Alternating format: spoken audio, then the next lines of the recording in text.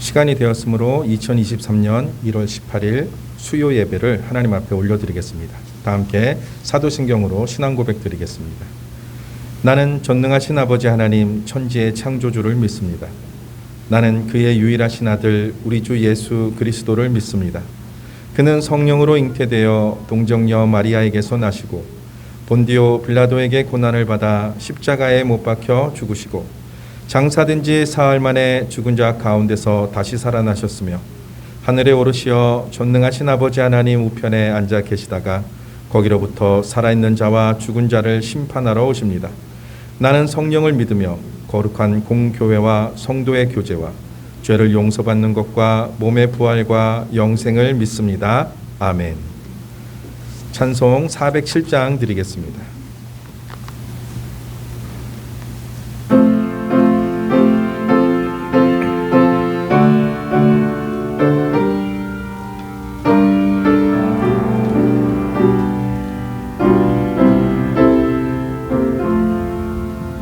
구주와 함께 나 죽었으니 구주와 함께 나 살았도다. 영광의 그날에 이르도록 언제나 주만 바라봅니다. 언제나 주는 날 사랑하사 언제나 새 생명 주시나니 영광의 그날에 이르도록 언제나 주만 바라봅니다. 마음속에 시험을 받을 때와 무거운 근심이 있을 때에 주께서 그때도 같이 하사 언제나 나를 도와주시네. 언제나 주는 날 사랑하사 언제나 새 생명 주시나니 영광의 그날에 이르도록 언제나 주만 바라봅니다. 뼈 아픈 눈물을 흘릴 때와 쓰라린 마음으로 탄식할 때 주께서 그때도 같이 하사 언제나 나를 생각하시네. 언제나 주는 날 사랑하사 언제나 새 생명 주시나니 영광의 그날에 이르도록 언제나 주만 바라봅니다. 내 몸의 약함을 아시는 주 못 고칠 질병이 아주 없네. 괴로운 날이나 기쁜 때나 언제나 나와 함께 계시네. 언제나 주는 날 사랑하사 언제나 새 생명 주시나니 영광의 그날에 이르도록 언제나 주만 바라봅니다.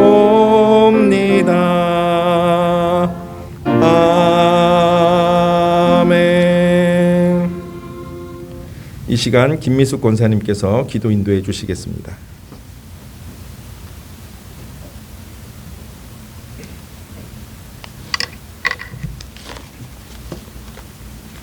기도드리겠습니다. 언제나 함께하시며 사랑으로 지켜주시는 아버지 하나님, 오늘도 수요 예배로 찬양하며 예배드릴 수 있도록 인도하여 주심을 감사드립니다. 주님, 저희는 늘 부족하고 연약하여 주님의 뜻을 따르기보다는 세상 유혹에 따라 살 때가 많았음을 고백합니다. 저희들을 용서하여 주시고 언제 어디서든 주님과 동행하게 하시며 주님의 뜻 가운데로 붙들어 주시고 인도하여 주시옵소서. 일어나 빛을 발하라 말씀하신 주님, 올해는 저희들 예배의 자리가 회복되고 뜨겁게 사랑하기를 원합니다. 침체되었던 모든 부서가 다 같이 한마음이 되어 성장 부흥하게 도와주시옵소서. 생각과 계획으로만 끝나지 않고 몸과 마음으로 실천하게 하시고 여러 가지 핑계로 게을렀던 삶을 버리게 하여 주셔서 부지런하여 게으르지 말고 열심을 품고 주를 섬기라 하신 말씀처럼 항상 깨어 기도하며 살아갈 수 있는 믿음을 더하여 주시옵소서. 우리 모두가 변화되어 주님의 기뻐하신 뜻이 무엇인지 깨닫게 하시고 무엇보다 주님을 더 깊이 사랑하고 모이기를 힘쓰며 실천하는 모든 성도들이 될 수 있기를 간절히 원합니다. 사랑의 주님, 주님은 사랑으로 오셔서 사랑을 전하시며 너희도 이렇게 하라고 말씀하셨는데 우리가 그 사랑을 예배와 기도와 봉사를 통하여 실천함으로 나타나게 하시고 이 어두운 세상에 주님의 사랑의 향기를 널리 전하게 하여 주시옵소서. 주님, 경제적 어려움과 여러 가지 사정과 병고로 인해 답답한 마음과 어려운 상황들이 이어지고 있지만 원망과 불평이 아니라 어둡고 힘든 상황일수록 더욱 기도하게 하시고 오직 기도함으로 평강과 기쁨을 누릴 수 있게 긍휼을 베풀어 주시옵소서. 며칠 뒤면 설 명절 연휴가 시작됩니다. 오고 가는 많은 이들에게 평안을 주시고 안전하게 다녀올 수 있도록 지켜주셔서 서로의 사랑이 더해지는 즐거운 명절이 될 수 있도록 함께하여 주시옵소서. 이 시간도 주님의 은혜로 불러주셨사오니 온 마음으로 주님을 예배하게 하시고 말씀을 전하시는 목사님을 성령으로 붙잡아 주셔서 능력의 말씀이 전해지게 하시고 그 전해지는 말씀을 통하여 은혜 받고 나가서 전도하며 모든 일에 힘써 열심을 다하는 성도들 되게 하여 주시옵소서. 우리를 사랑하시고 늘 함께 하시는 우리 예수님의 이름으로 기도드립니다. 아멘.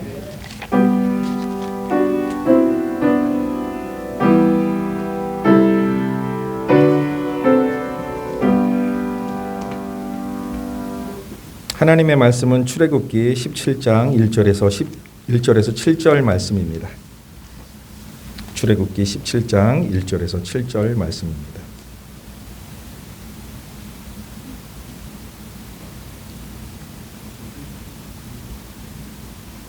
다 찾으신 줄 알고 봉독드리겠습니다.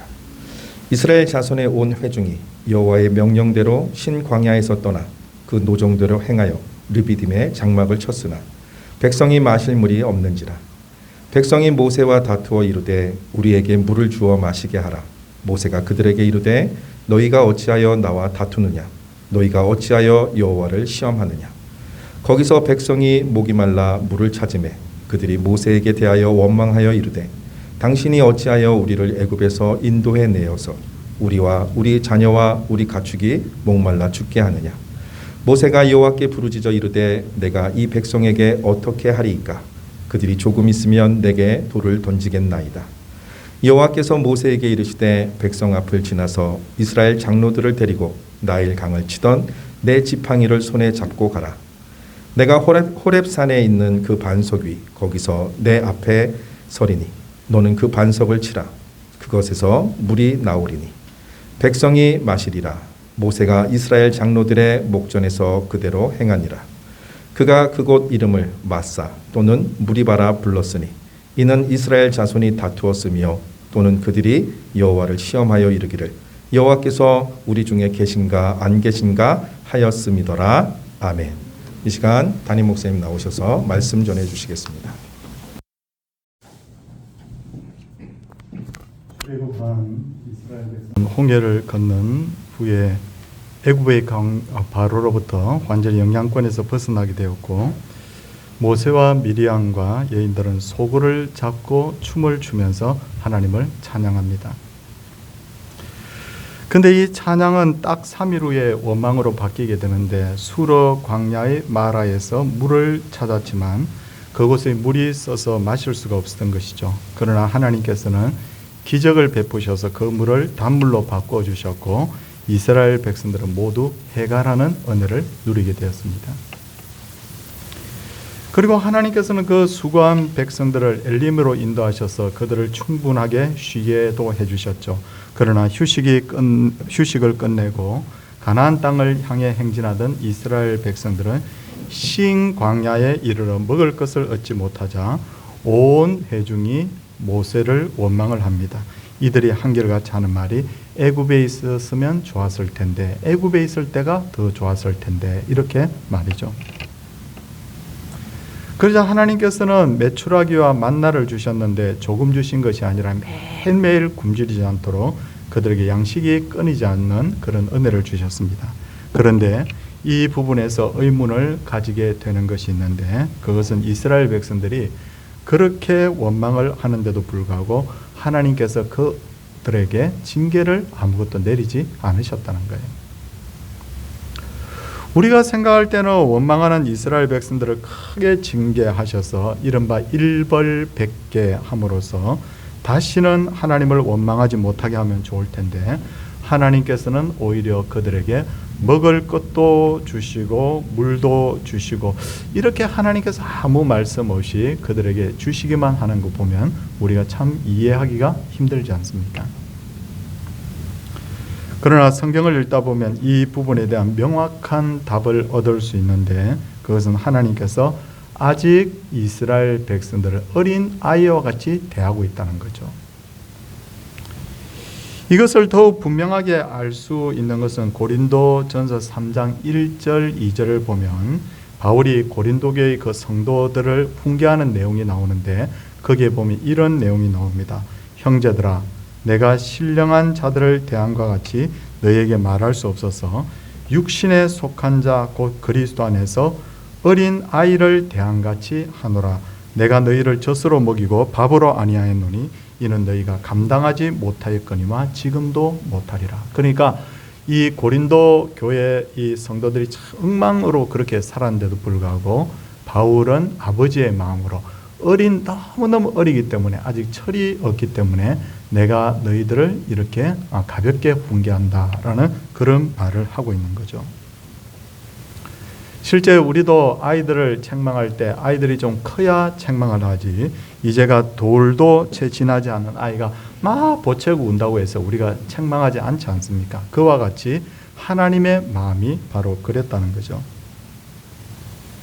이처럼 이스라엘 백성들은 비록 출애굽을 했지만 아직 하나님이 어떤 분이신지, 또 하나님이 어떤 능력을 가지고 계시는지에 대해서 모른다는 가정하에서 하나님께서 그들을 원망하지 않으셨던 거죠.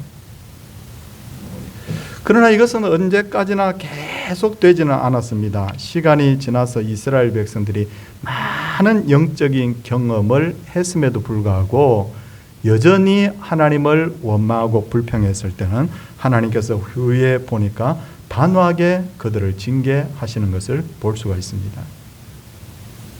그러나 이면서 지금도 하나님께서는 새신자는 좀처럼 책망하지 않고, 또 어떤 경우에는요, 새신자들 기도는 너무 잘 들어주는데 오래 믿은 우리의 기도는 잘 안 들어줘요. 그렇죠? 그런 경향이 있죠. 그게 왜 그런가 하면 하나님께서 그들을 어린 아이처럼 그렇게 대하고 계시기 때문이에요. 그런데 이런 하나님의 마음도 모르고 이스라엘 백성들은 너비딤에서 마실 물이 없다고 다시 모세를 원망하기 시작합니다. 그런데 이들이 모세를 원망한 것은 영적으로 볼 때 문제가 있습니다. 첫째, 많은 기적들을 체험하고도 여전히 원망한 것은 이들의 신앙이 아직 자라지 못했다는 증거이고요. 둘째는 이들이 모세를 원망한 것은 모세가 답을 쥐고 있는 것처럼 착각하고 있었던 거죠. 모세도 인간이기 때문에 하늘에서 양식을 주고 또 먹을 물을 주고 그렇게 할 능력이 없는데도 불구하고 모세만 자꾸 원망한다고 해서 무슨 답을 얻을 수가 있겠습니까? 근데 이런 잘못은 지금 우리들도 하고 있습니다. 집이 경제적으로 너무 어렵습니다. 그래서 아내가 남편을 막 원망을 합니다. 원망을 하는데 근데 남편이라고 해서 넉넉한 생활을 유지하고 싶지 않겠어요? 어쩔 수 없는, 어떻게 할 수 없는 능력이 그것밖에 안 되는 걸 남편을 계속해서 원망한다고 무슨 답을 얻을 수 있겠습니까? 아니면 집에 아이가 아픕니다. 그래서 남편이 이번에는 아내를 막 원망을 합니다. 그런데 아내가 아픈 아이를 어떻게 한단 말입니까? 아내가 원하는 것도 아니고 아내가 고쳐놓을 수도 있는 것도 아니고 그런데도 불구하고 남편이 아내를 원망하기도 하죠. 이럴 때 우리가 꼭 명심할 것은 그리스도인은 원망할 시간에 기도해야 된다는 것. 왜 그렇습니까? 우리가 겪는 모든 문제의 답은 모세도 쥐고 있지 않고 남편도 아내도 쥐고 있지 않고 그 답은 바로 하나님께서 쥐고 계시기 때문입니다. 그리고 여기서 우리가 또 하나 생각할 것은 모세는 이스라엘 백성들의 원망을 하나님을 시험하는 것으로 받아들였다는 거죠. 왜 그런가 하면 하나님께서 일찍이 이스라엘 백성들을 애굽에서 불러내서 내가 너희들 가나안으로 인도하겠다 약속했잖아요. 그렇죠? 그러면 하나님은 100% 약속을 이룰 뿐인데도 불구하고 이스라엘 백성들이 그것을 믿지 못하고 야 우리 배고파 죽겠네 우리 이러다가 목말라 죽는 거 아니냐 이렇게 자꾸 말하는 것 자체가 하나님에 대한 불신이었기 때문이죠. 그리고 이스라엘 백성들의 원망의 종류는 딱 두 가지라는 것을 알 수가 있습니다. 지금까지 출애굽하고 나서 딱 두 가지 원망이에요. 하나는 무엇을 먹을 것인가에 대한 원망, 그렇죠? 그리고 다른 하나는 뭡니까? 무엇을 마실 것인가에 대한 원망이었어요. 이들의 원망은 극히 원초적이고 극히 육신적인 원망이었다는 것을 알 수가 있어요. 그거 외에는 별 원망이 없잖아요. 홍해와 만나의 기적을 온몸으로 체험했음에도 불구하고 이들은 아직도 신령한 영의 세계에 대해서 눈을 뜨지 못하고 있는 거예요. 그렇죠? 그런데 이스라엘 백성들의 모습은 오늘 바로 우리들의 모습이기도 하다는 거죠. 우리도 매일 걱정하는 것 보면 뭐 다양한 거 우리 부모님 걱정, 자녀 걱정, 먹고 사는 여러 가지 걱정을 하는 듯 하지만 사실은 그 걱정거리들을 다 집약을 해보면 무엇을 먹을까, 무엇을 마실까에 대한 문제, 그러니까 경제적 문제가 우리의 염려와 걱정거리의 한 80-90% 된다라는 그런 제가 책을 읽은 적이 있습니다. 설명절이 되었어요. 설명절이 됐는데 부모님께 효도하고 싶어요. 그러면 제일 먼저 하는 말이 뭐죠? 부모님께 뭘 해드려야 되지? 용돈을 얼마 드려야 되지? 이러잖아요. 딱 경제적 문제가 딱 이렇게 맞닥뜨리게 되는 거예요. 아이들이 학교를 갑니다. 학교 가면 아침부터 뭐라고 하죠? 제일 문제가 되는 게 뭡니까? 바로 돈 문제잖아요. 오늘은 뭐 사가야 돼? 뭐 필요해? 뭐 차비가 어떻고? 막 이런 이야기를 하지 않습니까? 그러다 보니까 돈 문제가 없으면 대부분의 걱정거리들이 사라진다고 할 정도로 사실은 우리의 걱정거리의 대부분이 무엇을 마실까, 무엇을 먹을까에 집중이 되어 있다는 거죠. 그런데 진짜 문제는 먹고 사는 문제에 매몰되어서 하나님의 은혜를 망각할 때가 너무 많다는 이게 진짜 문제예요. 그리스도인들이 하루에 천국에 대해서 과연 몇 번이나 생각하면서 살까요? 성도님들, 저는 아침에 일어나고 특히 저녁에 밤에 잠을 잘 때는 항상 주님, 제가 오늘 밤이라도 하나님 만날 준비 마음에 되어 있나요? 주님, 제가 오늘이라도 주님께 갈 준비가 되어 있나요? 늘 저는 기도하고 잡니다. 근데 대부분의 성도들이 하루를 살면서 과연 천국에 대해서 얼마나 생각하고 있는지 상당수 성도들이 보면 하루에 단 한 번도 천국에 대해서 생각하지 않는 사람들도 꽤 저는 있는 것 같아요. 다시 다른 문제입니다. 내가 예수님을 통해서 구원받았다는 것에 대해서 얼마나 우리가 감사를 할까요? 한번 생각해 보십시오. 매일 감사해도 부족할 텐데 실상은 우리가 구원의 그 감격을 잃어버리고 살 때가 꽤 많다는 것을 알 수가 있습니다. 그렇다면 먹고 마시는 문제를 염려하지 않아도 된단 말입니까? 예, 염려하지 않아도 됩니다. 아니, 목사님 사는 거 보니까 뭐 별로 넉넉한 것 같지도 않은데 어떻게 그렇게 호언장담합니까? 네, 성경대로만 살면 거기에 대해서 더 걱정하지 않아도 돼요. 제가 몇 가지 말씀드리겠습니다. 정직하고 성실하게 살라고 성경이 가르치고 있죠. 그러면 우리가 직장에서나 사회에서 정직하고 성실하게 살면 되는 거예요. 우리 의무만 다하면 되는 거예요.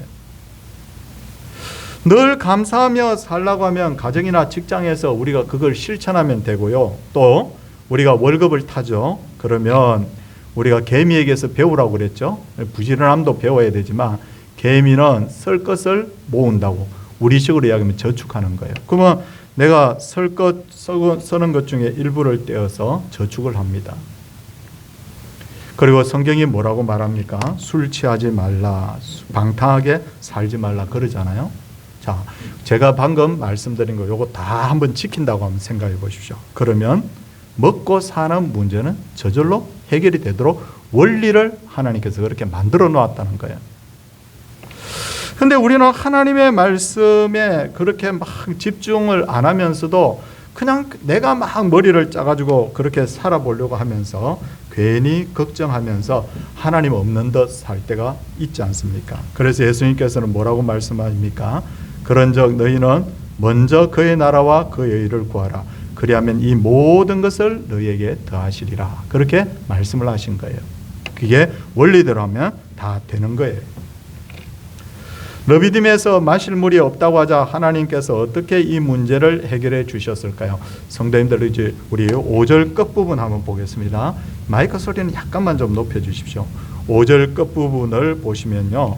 하나님께서 모세에게 뭐라고 말씀하시느냐면 나일강을 치던 내 지팡이를 손에 잡고 가라 그러죠. 그 다음 우리 6절 보십시오. 6절 보시면 내가 호렙산에 있는 그 반석 위 거기서 내 앞에 서리니 너는 그 반석을 치라. 그것에서 물이 나오리니 백성이 마시리라. 그렇게 합니다. 성도님들 조금 설명을 드리면요. 나일강을 치던 모세의 지팡이를 잡고 손에 잡고 가랍니다. 그러면 나일강을 치던 그 모세의 지팡이는 무슨 지팡이에요? 애굽을 징계하던 지팡이였잖아요. 심판하던 지팡이였잖아요. 근데 하나님께서는 모세에게 그 지팡이를 가지고 어디로 가라고요? 호렙산에 있는 그 반석을 치라 그렇게 합니다. 하지만 진짜 문제는 뭡니까? 하나님께서 그 다음 말씀에 뭐라고 말하냐면 그 반석이 거기서 내 앞에 서리라 그렇게 말합니다. 내가 그 반석 앞에 서겠다는 거예요. 그러면 모세가 그 지팡이로 반석을 치면 결국 누구를 치는 것과 똑같았냐면 하나님을 친다는 의미가 여기 있는 거예요. 그렇다면 왜 하나님께서는 모세에게 이렇게 하라고 하신 걸까요? 그것은 장차 하나님께서 모든 인류를 위하여서 어떻게 역사하실 것인지를 예표를 통해 보여주신 것인데 고린도전서 10장 4절 고린도전서 10장 4절 말씀 너무너무 중요한 말씀인데요. 여기 보니까 뭐라고 되어 있느냐면요. 다 같은 신령한 음료를 마셨으니 다 같은 신령한 음료를 마셨으니 이는 그들을 따르는 신령한 반석으로부터 마셨으며 그 반석은 곧 그리스도시니라 그렇게 말씀하고 있어요. 무슨 말이냐면 반석이신 예수님이 고난을 받음으로 온 인류의 영적 목마름이 해결될 것에 대해서 말씀하신 거예요. 그러므로 출애굽기 17장에 기록되어 있는 반석을 쳐서 물이 쏟아진 사건은 단 한 번으로 이스라엘 백성들을 목마름에서 해결해 주고자 한 그냥 그 기적으로만 이해하면 안 된다는 거예요. 그것은 뭐냐면 구속사적으로 볼 때 장차 그리스도께서 장차 우리를 위하여서 징계를 받으심으로 그를 통해서 만민에게 생명수, 영생수를 줄 것에 대해서 말씀을 지금 하고 있다는 거예요. 이렇게 온 이스라엘 백성들이 하나님의 은혜로 갈증을 해소하자 이번에는 아말렉이 이스라엘을 공격하게 됩니다. 성도님들, 아말렉이 누굽니까? 아말렉을 성경을 찾아보면요, 에서의 자손들로서 에서와 야곱은 어머니의 뱃속에서부터 싸웠고 일시적으로 나중에 휴전을 했지만 그의 후손들은 끊임없이 전쟁을 벌였는데 그 중에 하나가 바로 아말렉과의 싸움이었던 거죠. 이게 에서의 후손, 여기에 보면 이 출애굽한 이스라엘 백성들은 야곱의 후손들이죠. 야곱의 후손과 에서의 후손의 싸움이 중요한 이유는 야곱의 후손에서 누가 태어납니까? 예수님이 태어납니다. 그러므로 에서의 후손인 아말렉은 이것을 막으려고 한 싸움이었기 때문이죠. 그러므로 이것은 단순한 싸움이 아니라 바로 하나님과 사탄의 싸움으로 우리가 봐야 되는 것입니다. 그래서 우리 성도님들 14절 한번 보십시오. 우리 출애굽기 17장 14절 말씀 제일 끝부분 보시면요, 하나님께서 모세에게 뭐라고 합니까? 내가 아말렉을 없이하여 천하에서 기억도 못하게 하리라 라고 말씀하잖아요. 이거 왜 그렇습니까? 하나님이 하시고자 하는 일을 막는 사탄의 세력이기 때문에 이렇게 징계하시겠다는 거예요. 그래서 훗날 이스라엘의 초대왕 사울이 왕이 되었을 때 가장 먼저 내리신 명령이 뭐냐면 너는 가서 아말렉을 진멸하라. 그렇죠? 그래서 아말렉 어떻게 진멸하라고 합니까? 천하에서 기억도 못하게 해야 되니까 아말렉의 남녀노소를 불문하고 거기에 따르는 짐승까지도 다 진멸하라. 그렇지 않습니까? 이 언약이 나중에 그렇게 성취가 되는 거예요. 그러나 사울은 하나님의 말씀에 불순종하여 전쟁에 이기고도 아말렉을 온전히 진멸하지 않죠. 대신 누가 진멸합니까? 다윗이 그들을 나중에 진멸하죠. 다윗이 나중에 그들을 나중에 진멸하게 되고 그 후에는 또 누가 진멸하게 됩니까? 결국은 나중에 에스더와 모르드게에 의해서 이들이 완전히 진멸되는 것을 볼 수가 있습니다. 에스더서 모르드게에서 이렇게 보면요, 거기에 이스라엘 백성들을 괴롭히던 하만이라고 나오지 않습니까? 그 사람이 누구입니까? 결국 아말렉의 후손으로 그렇게 나오잖아요. 그래서 완전히 끝나버리는 거죠. 그리고 아말렉과의 싸움은 영적인 싸움인 만큼 하나님의 도움이 절대적으로 필요한데 하나님의 도움을 얻기 위해서 모세가 하나님의 지팡이를 잡고 산꼭대기에 올라가서 손을 들고 기도하는데 모세의 손이 올라가면 이스라엘이 이기고 모세의 손이 내려가면 아말렉이 이겼습니다. 그러다가 모세의 팔이 피곤해지자 아론과 훌이 그의 손을 붙들어 주었고 마침내 이스라엘이 아말렉을 물리치는 것을 볼 수가 있어요. 싸움이 끝나자 모세는 제단을 쌓고 그 이름을 여호와 니시라고 그렇게 불렀습니다. 그렇다면 아말렉은 어떻게 되었을까요? 아말렉은 좀 전에 말씀드린 대로 에스더와 모르드게를 통해서 완전히 사라지죠. 그러면 이 아말렉이라는 사람들 다 이제 역사에서 완전히 사라졌구나. 그때 에스더서를 자세히 읽어보면 그들이 도리어 공격을 하려고 하다가 이스라엘 백성들의 반격을 받고 다 진멸이 됩니다. 없겠군이라고 생각하지만 그러나 우리들 주변을 보면 여전히 지금도 하나님의 백성들을 시험하고 있는 아말렉이 있다는 것을 알 수가 있어요. 이마에다가 아말렉이라고 써붙여 있지는 않지만요, 우리가 교회를 가려고 하는데 신앙생활을 못하도록 가로막는 세력이 있어요. 내가 직장에서 그리스도인답게 살려고 하는데 회방하는 분명히 직장의 동료나 상사들이 분명히 있지 않습니까? 이것을 우리가 영적으로 볼 때는 어떻게 봐야 되느냐면 바로 영적 아말렉으로 우리가 봐야 되는 거예요. 그러면 우리는 늘 자신이 영적인 군사라는 것을 잊지 말고 언제나 우리가 영적 전쟁을 치르고 있다는 것을 우리가 알아야 됩니다. 영적 전쟁을 치르는 데 있어서 유일한 승리의 비결이 뭡니까? 딱 두 가지입니다. 하나님의 말씀을 절대 신뢰하는 것, 그리고 하나는 내 힘으로 이기려고 하지 말고 손을 두고 하나님 앞에 기도하는 것밖에 없다는 거죠.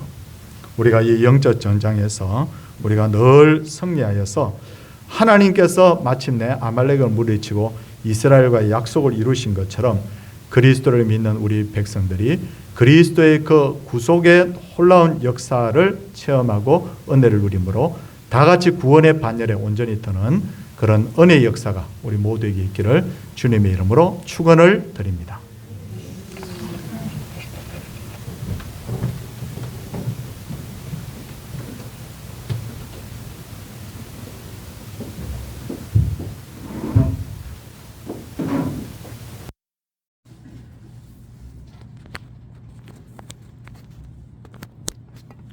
찬송 12장 드리겠습니다. 찬송 후에 담임 목사님 나오셔서 축도해 주시겠습니다.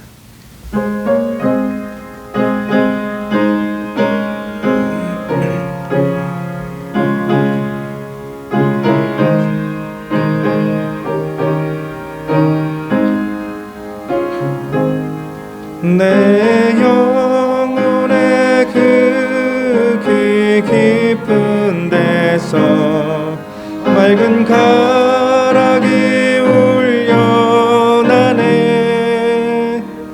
하늘 곡조가 언제나 흘러나와 내 영혼을 고이 싸네.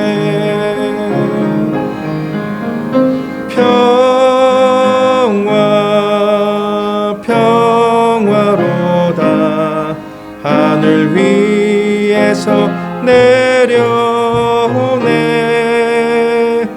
그 사랑의 물결이 영원토록 내 영혼을 덮으소서. 내 마음속에 솟아난 이 평화는 깊이 묻힌 보배로다. 나의 보화를 캐내어 가져갈 자 그 아무도 없으리라.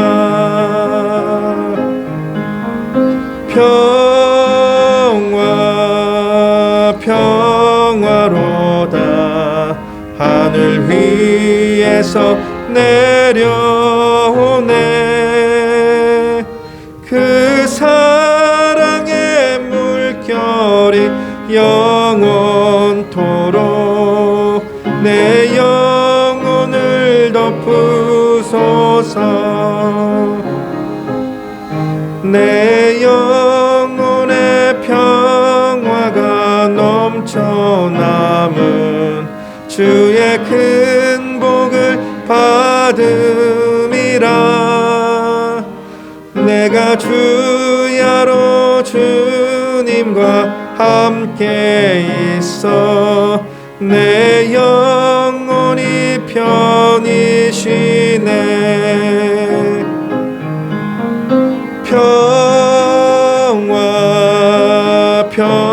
평화로다 하늘 위에서 내려오네. 그 사랑의 물결이 영원토록 내 영혼을 덮으소서. 이 땅 위에 험한 길 가는 동안 참된 평화가 어디 있나. 우리 모두 다 예수를 친구 삼아 참 평화를 누리겠네.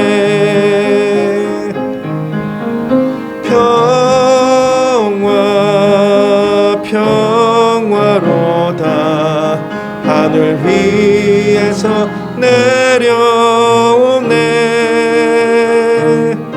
그 사랑의 물결이 영원토록 내 영혼을 덮으소서.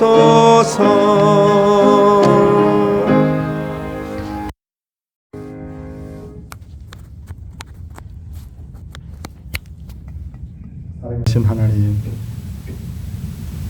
우리가 늘 영적 전쟁터 한가운데 있다는 것을 기억하게 하시고, 우리가 매일매일 하나님이 없는 사람처럼 무엇을 먹을까 무엇을 마실까에 대해서만 집중했던 이스라엘 백성들처럼 되지 않도록 우리의 영의 눈을 뜨게 하여 주시기를 간절히 바라옵고 원하옵나이다. 주님, 이 시대가 예수 믿기 참 어려운 시대입니다.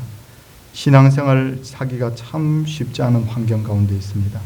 그럼에도 불구하고 우리가 주님을 의지함으로 늘 승리하게 하여 주시옵시고, 모세가 손을 들어 기도했던 것처럼, 아론이 그 손을 받쳐준 것처럼 우리가 합력하여 기도함으로 마침내 하나님의 도움을 입는 그런 우리 서울동산교회 모든 성도들 되게 하옵소서. 영적으로 어려운 가운데 있는 분이 있습니까? 육신적으로 병중에 있는 분이 있습니까? 혹은 하나님 인생의 여러 가지 질고로 말미암아 어려워하는 분들이 있습니까? 하나님께서 이 시간에도 찾아가 주셔서 이들을 다 회복시키고 고쳐 주옵소서. 주 예수 그리스도의 은혜와 하나님의 놀라우신 사랑과 성령의 감동 감화하심이 하나님의 백성들 위해 이제로부터 영원토록 함께 있을지어다. 아멘.